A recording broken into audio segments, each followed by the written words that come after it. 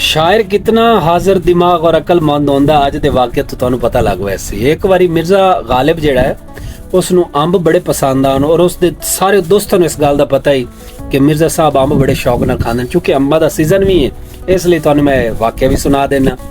ते मिर्जा साहब का एक दोस्त है हकीम साहब, उसनू कहंदे आन उसनू अंब बिल्कुल पसंद नहीं सी, वो या परहेज करदा ही, थोड़े घट खांदा ही बाकियां दी निस्बत, आम लोगों की निस्बत। तो एक दफ़ा मिर्जा साहब अपने सेहन दे विच अपने दोस्तों के नाल बैठे और उन्होंने दे घर दे सामने एक रेहड़ी गुजरी कूड़े वाली, उस दे उपर अंबां दियां गुठलियां ते छिलके इस तरह दी चीज़ां वो उत्थों दा सफाई करने वाला रेहड़ी दे उत्ते लद रहा सी।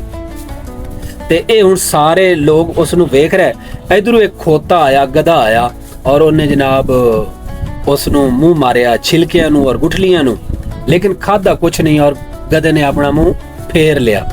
ये वाकया वेख के जेडे वो दोस्त सन मिर्जा साहब दे हकीम साहब, उन्होंने मौके की गनीमत जानदे मिर्जा साहब दे तंज की और कहा कि वेख लो जी, अंब ते खोते भी नहीं खांदे, गधे भी नहीं खांदे, ते अज तुहानू इस दस लाइव सबूत ही असी विखा दिता है। तो मिर्जा साहब ने अगू हाजिर जवाबी का मुजाहरा करते हुए उन्होंने ऐसा लाजवाब किया और बड़े शाइस्ताना और मुअद्दबाना अंदाज दे विच मिर्जा साहब कहते हाँ तुसी ठीक कह रहे हो कि अंब वाकई खोते नहीं खांदे।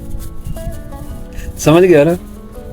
और ये वाकया मैं कोई तुहानू अपने कोलों नहीं सुना रहा या सीना बसीना नहीं सुना रहा, ये बाकायदा अल्ताफ हुसैन हाली की किताब दे विच लिखिया है, जेड़ा उन्हें मिर्जा गालिब दे मौजू ते किताब लिखी सी।